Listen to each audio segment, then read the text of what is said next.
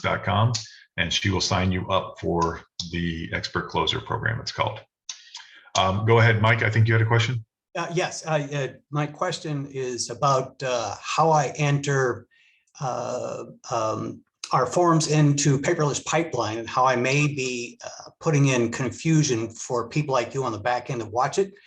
So here's my question is, I get a listing, represent the seller, enter the proper forms into Pipeline, go under contract, enter in the forms pending and things like that. Let's say the sale falls through. That transaction, that we cut a release and cancel, that transaction stops. Property goes back on the market, go under contract with another buyer, and I start entering now these forms into the same transaction that I use as the name for the transaction, for me, the street address. Does it, if I add these new forms into the same transaction under that name, does that throw any confusion on the backside as the duplication of forms, but different buyers in the transaction? Does that make sense? Great. That's a great question. It makes complete sense. And I'm going to, well, I'm not going to do it for you right now to demonstrate, but I will tell you this. So there is a status called fell through that you will use when it first does that. You upload. So Kayla on the back end is going through. She's our sales administrator. She's going through and checking off all the documents that you send in. She's the one that takes them from unreviewed to reviewed. And you'll see one day you'll just upload stuff and the next day there'll be a bunch of check marks, right? And so you're going to upload, and I prefer, since you're going to be naming these, that you do cancellation / and by the way, you're naming, there's only one way to name your deals. It's by the street name, by the address. Okay. Please don't put, the Johnson deal. All right. Put 123 Oak Street. So that's great. You're going to have a checklist when you get a buyer. As a listing agent, you have it on your checklist as all the stuff that from the buy side of it. So the contract and all that stuff for, let's say that the Johnson family is buying this property, then the Johnson deal falls through. You're going to put the cancellation / and you're going to put -Johnson, and then you're going to put it back to active. Okay. We will see, Kayla will see the cancellation. Kayla should be giving you a brand new checklist, unchecking all the old items and giving you a brand new checklist. Okay, then again, I should be looking for to make sure that she knows that transaction is done. I'm starting a new buyer. Yes, she should uncheck your check marks, give you a new checklist that will already have your listing agreement obviously still valid. Everything else, all your listing documents are still valid and good, but she should uncheck all of the buyer documents.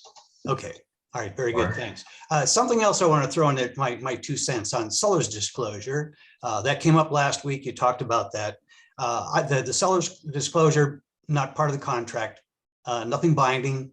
We as realtors should not be involved in filling those out. We don't fill those out. However, the way I present that to the sellers and use that seller's disclosure is to sit down during a listing, go over that line by line with the sellers, and I use it with the sellers kind of like consider it a checklist.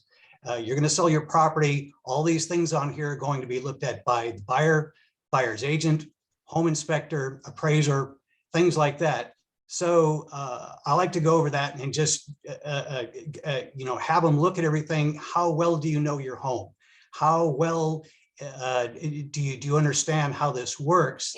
And if a question comes up from the buyer or an issue comes up from the home inspection, things like that, how would you handle this type of situation? We can put dates on replacement of roofs, AC and stuff like that, but a lot of times buyers don't even consider all those things on there, but it helps. I find that it helps myself and the sellers to really understand what could come down the line and how do we address that. And things as simple as insurance. I was talking over this form, the seller's disclosure, with the seller, and we came across, have you ever made a claim? And he says, we did. We made a claim last year and it really went wonky. We don't know what happened. It wasn't used, anything like that. And lo and behold, when the buyer came up, when it was their turn to purchase insurance, the insurance company said, wait a minute, there's a claim on here. Hold the phone. So what was nice about that is that the seller was aware they had to tackle it. They knew who they had to contact, and we could tell the buyer, yep, seller's looking into this. We got it. mean, it actually put us out a little over 2 weeks for closing, but it was everybody, both sides knew that things were being worked on. It was, ready to go and get handled properly. So seller's disclosure, that's what I use it for the most part, is to get the seller to realize what bumps could come up and how they would handle it if they do come up. Okay, so you use it as a tool to be a thorough listing agent, which I like, and that helps deals close. Guys, I want you also to focus on what it really is, which is to make sure, which is great. You're using it as a tool. That's wonderful. What it really is, though, is something that protects us. Okay, it protects, and the way you present it to a seller is, yes, you can do it. You can do it that way, Mike. What I like to do is say, guys, they can't come back on you later and say you didn't tell them, you didn't disclose to them. That's why we do it in writing, right? And so you sit there. I want it in their hand mark, with the handwriting, with their little check marks with their pen, to do this in case they're ever asked who filled this out. I don't want them to say, which is great, Mike, that you do it that way, but make sure they're filling in the blanks. Okay, I don't want them to say, well, Mike did it. Mike coached us through it, because you don't want to be the coach, right? Correct. You want to, you say, this is what the seller disclosed to me. Here it is in writing. I hand it to you, right? Unmolested by me. I'm handing you the form that they signed, that they filled out. What it does is protects you, protects us, and frankly protects the seller, that they put that. And if they don't know something, for goodness sakes, right, you don't know, right? So that's good, though, when that's how you find stuff out. But I would certainly let them fill it out. Do not coach them through it, nothing else. But it is to protect everybody throughout the transaction, including the buyer, right? So now the buyer knows everything the seller knows. If the seller does not disclose everything on there, then of course they can't get in trouble for that.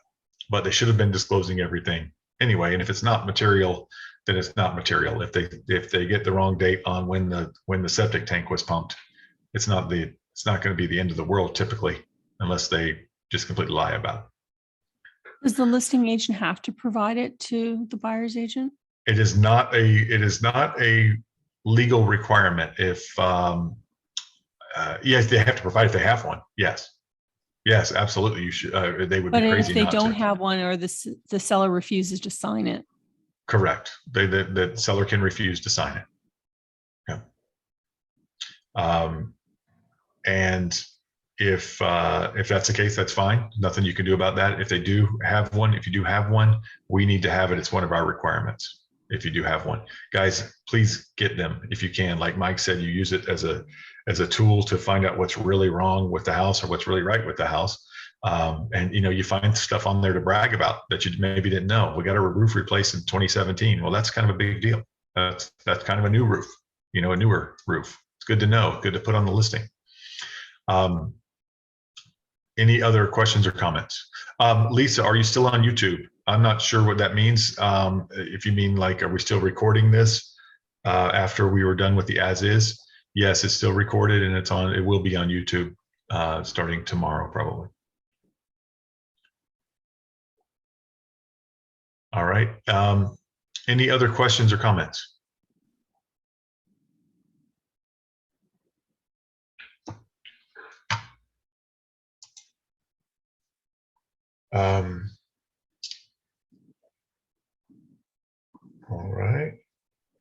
All right, guys. Well, if there are no other questions or comments, we'll move along. I appreciate everybody for coming in today. And if you have any comments or questions, now will be the time. We're going to leave.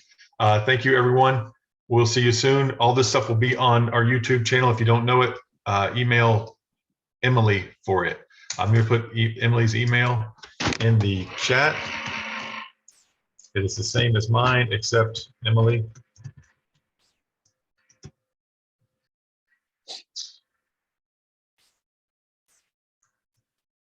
And email her if you would like to get on the Expert Closer, or if you would like to get directions to our YouTube channel, get the link to it. All right, guys, have a great day. I'll see you guys next week. Thank you, everybody.